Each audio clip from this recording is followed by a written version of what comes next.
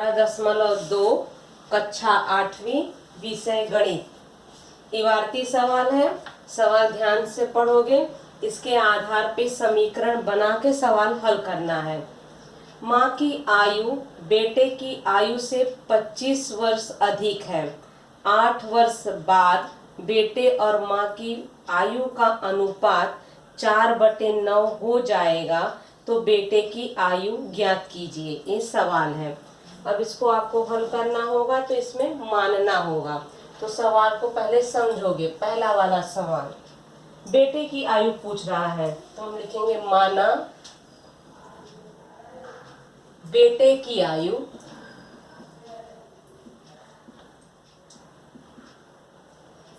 बराबर x वर्ष। ये बेटे की आयु माने हैं। माँ की आयु सवाल में देखोगे, सवाल में कह रहा है माँ की आयु 25 वर्ष अधिक है, तो लिखोगे माँ की आयु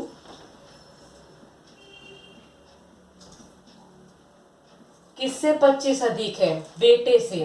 तो x धन 25 कोष्टक करोगे, यहाँ पे वर्ष लिखोगे।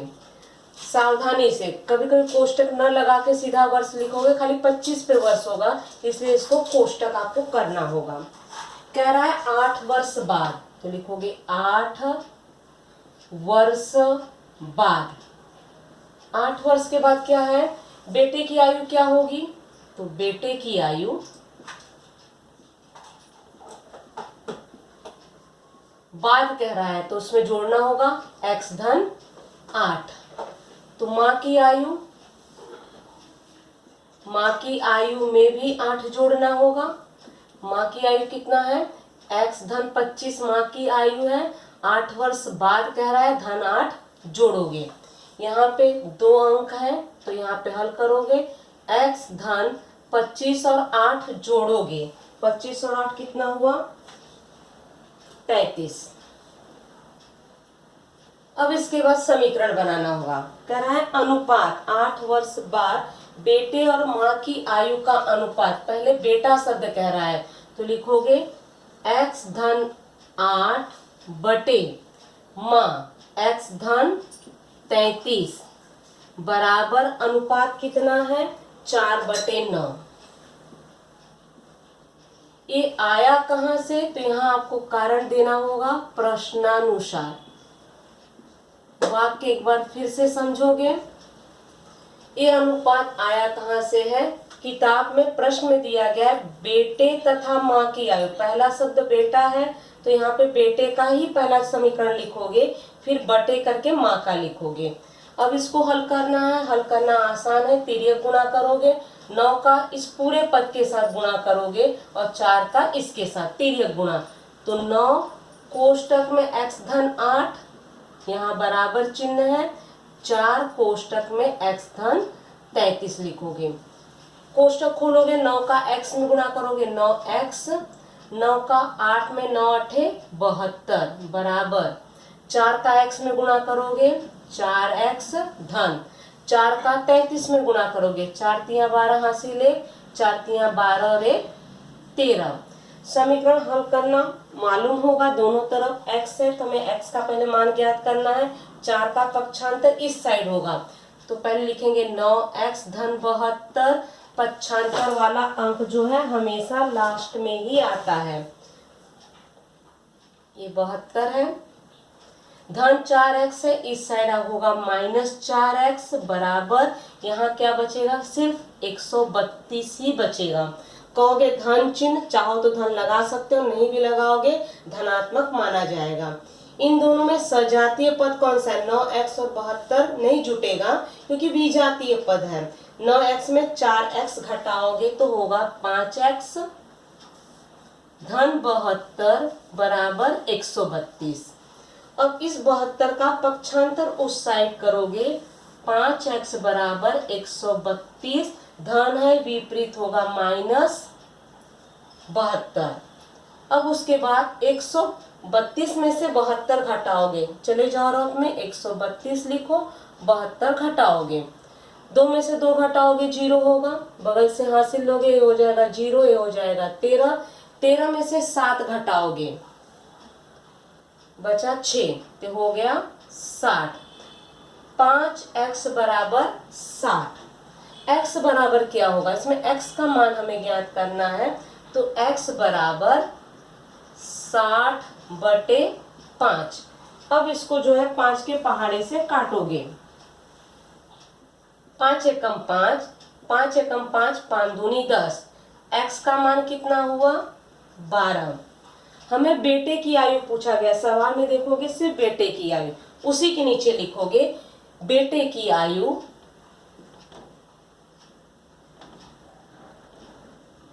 बराबर, बेटे की आयु कितना है, यहाँ पे x है तो लिखोगे x। x का मान कितना निकला है, 12, तो यहाँ पे लिखोगे 12 वर्ष। यहीं पे सवाल जो है पहला वाला आपका कंप्लीट होता है। अब आ जाओगे दूसरा वाला सवाल। इबारती सवाल जो है ध्यान से पढ़ोगे।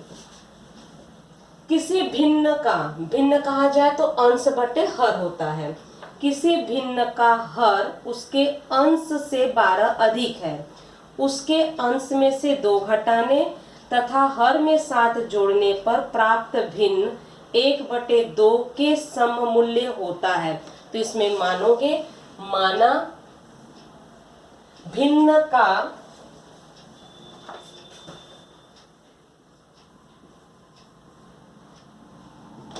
अब भिन्न का अंश या हर मानना है, सवाल में आओगे हर उसके अंश से 12 अधिक है, तो x किसको मानोगे, अंश को।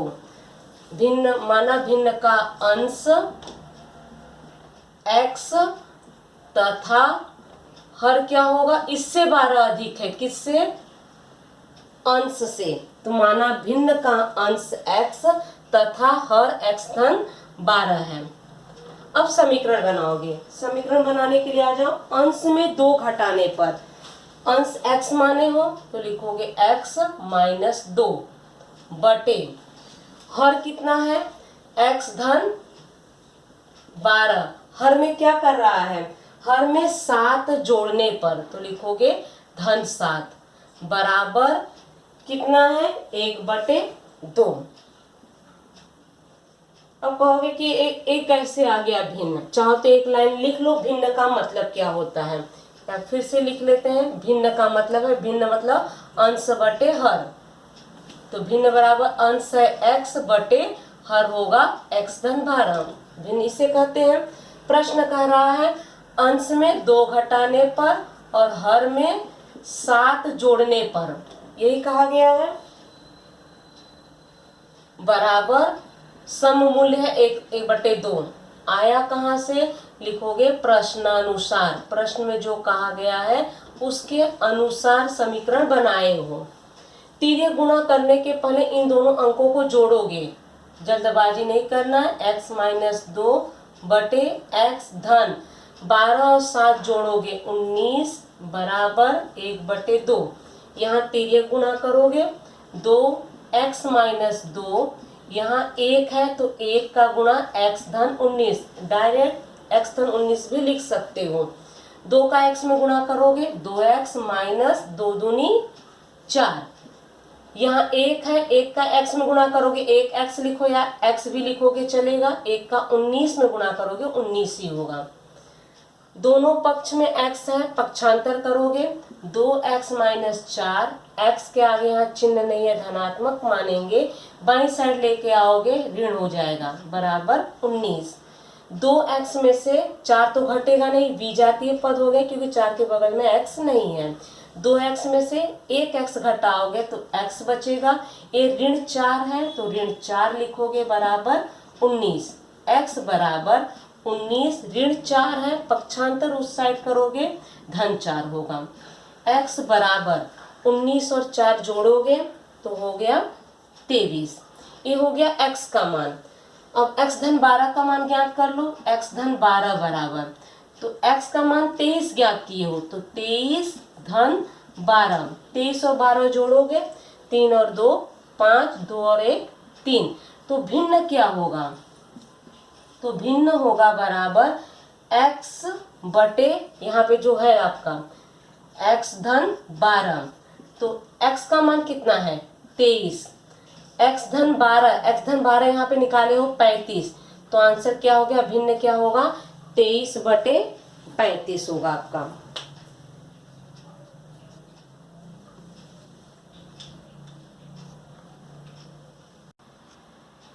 तीसरा सवाल, पीतल के मिश्रण में तांबा और जस्ते का अनुपात 13:7 हो तो 700 ग्राम वजन वाले पीतल के बर्तन में जस्ते की मात्रा कितनी होगी। अब यहाँ पे दिया गया पीतल का बर्तन है, उसमें तांबा और जस्ते का वजन दिया गया अनुपात पे। तो पहले लिखेंगे दिए गए अनुपात का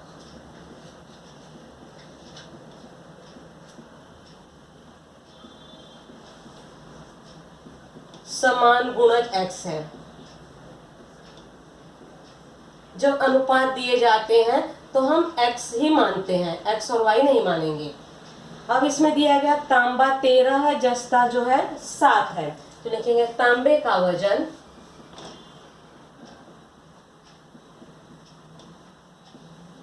बराबर 13x लिखेंगे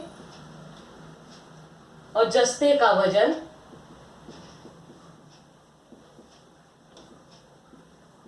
बराबर 7x। 13:7 दिया गया, तो पहला जो है 13 तांबा है, 7 जस्ता है। 700 ग्राम वाले पीतल में जस्ते की मात्रा पूछ रहा है, तो यहाँ पे लिखेंगे 13x धन 7x बराबर 700। कहाँ से आया, तो लिखेंगे प्रश्नानुसार। तांबा और जस्ता मिला दिए तो ये हो गया पूरा जो है आपका बन गया है पीतल। पीतल का जो है 700 दिया गया है, आप हल करोगे 13 और 7 जोड़ोगे, 7 और 3 10, हासिल 1 होगा और 1 पहले से, 1 और 1 2x बराबर 700। x बराबर 700 बटे 20 होगा, अति संचित 0 0 काटोगे। अब 2 को 70 से काटना है, 2 एकम 2, 2 तिया 6, 2 पचे 10, x बराबर कितना हो गया 35। x का मान निकाले हो 35। अब जो इसमें तांबे का नहीं जस्ते का सिर्फ वजन पूछा है, तो लिखेंगे जस्ते का वजन बराबर, जस्ते का वजन यहाँ पे देखोगे कितना है 7x, तो 7x का मान है 35। गुणा करो, 7 पचे 35, 3 हासिल होगा, 7 तिया 21, 21 में 3 जोड़ोगे, 21 में 3 जोड़ो 24 हो गया, तो कितना है 245। यहाँ पे लिखोगे ग्राम, वहां पे 700 ग्राम है, इसका ग्राम है, तो इकाई जो है इसका ग्राम होगा। तो तीसरा वाला सवाल यहीं पे जो है आपका कंप्लीट हो गया है। चौथा वाला सवाल ध्यान से समझना है, इसमें 2 तरह का दिया गया है। 3 क्रमिक पूर्ण संख्याओं का योगफल 45 से अधिक लेकिन 54 से कम है, तो संख्या ज्ञात करना है। तो इसमें 2 शर्त दिया गया है, योगफल जो है 45 से ज्यादा है और 54 से कम है। पहले मानो कि कौन सी संख्या होगी, तो लिखो माना 3 क्रमिक पूर्ण संख्या, क्रमिक शब्द है, तो मानो x धन 1 x धन 2 है। ये 3 मान लिए। अब आ जाएंगे शर्त पे, इनका योगफल कहा जाए तो धन करोगे, तीनों क्रमिक का योगफल, तो x धन 1 धन x धन 2 क्या है 45 से अधिक, मतलब ये योगफल जो है अधिक है 45 से, सवाल कह रहा है। तो कौन सा शर्त है, ये पहली शर्त के अनुसार है। तो यहाँ पे लिखोगे पहली शर्त के अनुसार। 2 शर्त दिए गए, प्रश्नानुसार भी लिखोगे चलेगा। अब इसको हल करोगे, सजातीय पद जोड़ोगे, x कितने x है 1 2 3, तो 3x धन 2 और 1 जोड़ोगे 3, यहाँ चिन्ह लगाओगे, बड़ा है 45 से। धन 3 है, पक्षांतर वहां कर दो। 3x बड़ा है 45 माइनस 3, पक्षांतर हमेशा लास्ट में जाता है। 3x बड़ा है 45 में से 3 घटाओ 42।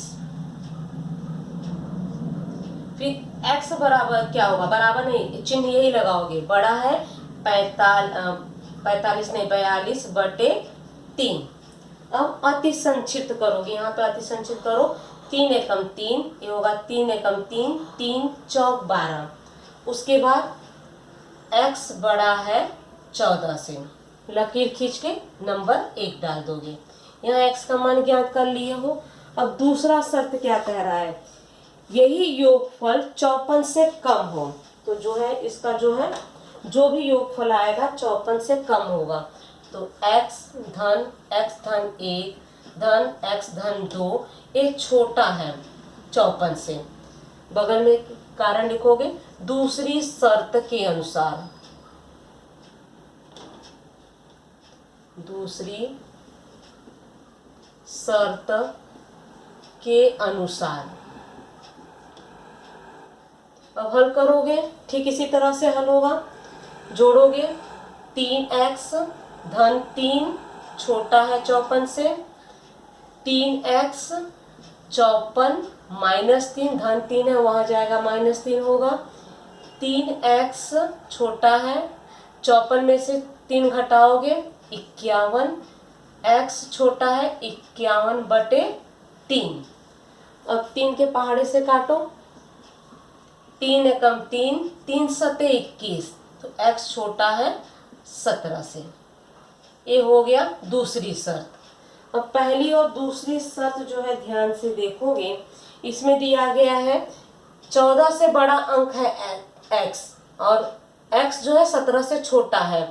पहला और दूसरे शर्त से 14 से बड़ा है x और x जो है 17 से छोटा है। तो यहाँ लिखोगे 1 और 2 से। तो इस शर्त के अनुसार x का मान क्या हो सकता है, 14 से बड़ा लेकिन 17 से छोटा, तो x बराबर होगा 15 या 16 होगा x के मान। अगर x 15 है, यहाँ x बराबर लिख दो, x 15 हो या तो x 16 हो, 17 बिल्कुल नहीं होगा। अब अगर x 15 है तो x धन 1 कितना होगा, 16 होगा। x धन 2 कितना होगा, 16 आया कहाँ से, जरा ध्यान दोगे। x 15 है, 15 में 1 जोड़ोगे 16। x कितना है 15, 15 में 2 जोड़ोगे 17। अगर x 15 होगा तो 3 क्रमिक संख्याएं कौन सी होंगी, 15, 16, 17। फिर या अगर x 16 रहा तो इसको भी हल कर लो, x धन 1, यहाँ x 16 है तो 16 धन 1 कितना हो गया 17। x धन 2 तो 16 धन 2 जोड़ोगे 18। तो 3 क्रमिक संख्याएं कौन सी होंगी, तो लिखोगे 3 क्रमिक पूर्ण संख्या 15, 16, 17 या 16, 17, 18 है। मतलब इन दोनों में या तो 15, 16, 17 होगा या 16, 17, 18 होगा। अब इसके बाद आ जाओगे 5वें वाले सवाल पे। 5वां वाला सवाल, 5वां सवाल, 2 अंकों वाली एक संख्या के दहाई स्थान का अंक इकाई स्थान के अंक का दुगुना है। अंकों के स्थान परिवर्तन से प्राप्त संख्या तथा मूल संख्या का योगफल 66 हो तो दी गई संख्या कौन सी होगी। तो जो है ज्ञात करना है 2 अंकों वाली संख्या। तो पहले मानना होगा, तो लिखेंगे माना 2 अंकों वाली संख्या, माना 2 अंकों वाली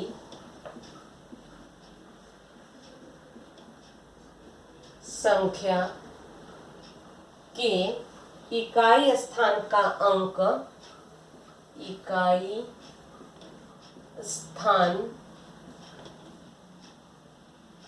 का अंक x तथा दहाई स्थान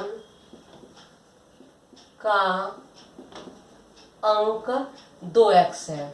अब ये आया कहाँ से, ध्यान दोगे, दो अंकों की संख्या जैसे है 23 मान लो, 3 इकाई होगा 2 दहाई होगा, तो 3 इकाई है 3 इकाई हो गया, दहाई 2 है तो इसमें जो है हम 10 का गुणा करते हैं, जरा ध्यान दोगे, 3 इकाई एक दहाई स्थान पे है तो 10 में 2 का गुणा करेंगे 20 और एक 3 जोड़ेंगे तो मिला के संख्या कौन सी बनती है, 23। ठीक इसी तरह से इसका उपयोग करोगे। सवाल में दिया गया इकाई स्थान x है, दहाई जो है इसका दुगुना है तो दुगुना हो गया तो 2x, तो संख्या कौन सी होगी, तो संख्या बराबर, अब यहाँ ध्यान दोगे संख्या बनाने जा रहे हो, इकाई x है दहाई 2x है तो दहाई में हम जो है 10 का गुणा करते हैं तो 10, अंक कौन सा है, यहाँ पे लिखोगे 2x, धन इकाई स्थान क्या है x, इसी में कंफ्यूजन होता है, यहाँ पे क्लियर किए हैं। जैसे 23 को ये अंक है तो इकाई 3 होगा दहाई 2 होगा, जब हम इसको अलग करते हैं तो इकाई जो है 3 ही रहेगा, दहाई दूसरा स्थान है इसलिए हमें 10 का गुणा करना होता है, 10 में 2 का गुणा किए 20 और 3 जोड़ोगे 23, वही अंक यहाँ पे प्राप्त हुआ, तो वो अंक, तो यहाँ पे वही चीज है, यहाँ शब्दों में दिया गया है 2 अंकों वाली संख्या, इकाई स्थान का अंक x, दहाई स्थान का अंक 2x है, तो दहाई 2x है तो इसमें दहाई की जगह जो है हमें 10 का गुणा करना होगा। अब जो है इसको जो है कोष्टक खोल दो, 10 का 2x में गुणा करोगे, ये हो गया 20x, धन ए यहाँ का ये जो x है x लिखोगे। अब इन दोनों को जोड़ोगे 20x और 1x, यहाँ अंक नहीं दिया गया तो एक ही मानोगे, तो क्या हो गया, ये 21x हो गया। अब आगे सवाल देखोगे, सवाल कह रहा अंकों के स्थान परिवर्तन से, अब इस अंक का स्थान परिवर्तन करना है तो लिखोगे अंकों के स्थान परिवर्तन से बने अंक। अब अंकों के स्थान परिवर्तन, अब जरा ध्यान दोगे, संख्या कौन सी होगी, ठीक उल्टा हो जाएगा, अंकों का स्थान परिवर्तन।